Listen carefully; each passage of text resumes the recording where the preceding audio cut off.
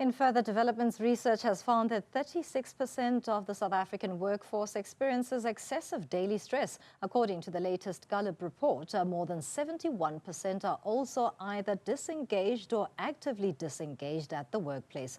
The Mental State of the World report also reveals that these factors have links to overall wellness and, in particular, mental health, further affecting performance and corporate bottom lines. Professor at the Stellenbosch Business School, Renata Schoeman, discusses this with us. Good evening to you, Prof. Quite concerning, and I would want to believe that in current day 2024, we would have learned quite a bit about what a workplace environment should be to at least cushion against the amount of stress that is seen. Talk us through this report. Good evening, Dumisan. Yes, I absolutely agree with you. And since 2017, I think many organizations have made great strides. And maybe the one positive of the pandemic as well was that it really spotlighted the responsibility of organizations to look after the mental health of the employees.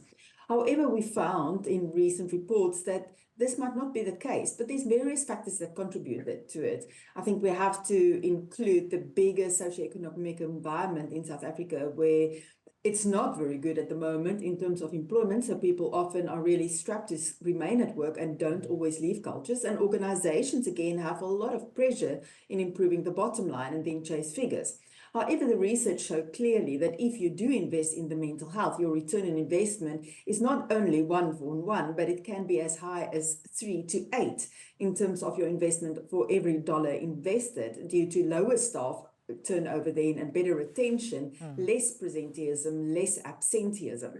Unfortunately, there is still contributing factors, and the WHO has declared burnout as an occupational phenomena. And we know that there's really still a mismatch between demands and resources, both in terms of time, finances, and responsibilities at work.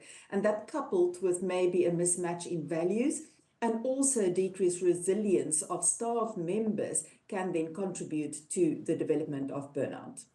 Would you also say that there is at least some progress that is being made with the wellness programs that are often provided in workplaces, particularly in the South African landscape?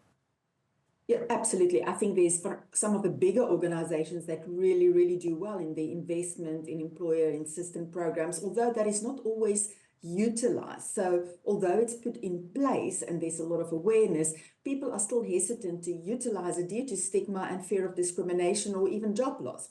I think where we really fall short is where leaders are not yet prepared to have open, courageous conversations where they themselves are showing that they are also vulnerable to the effects of mental health disorders. And then the second new thing on the horizon is the excessive screen time and the always-on culture, where there is not clear boundaries between work and the rest of your life. I hesitate to use the word work-life balance. Work is part of your life, and there will never be a balance. But those type of policies that needs to be clearly communicated in protecting people's personal time in terms of recuperating and therefore being more resilient also to the onslaughts of stress.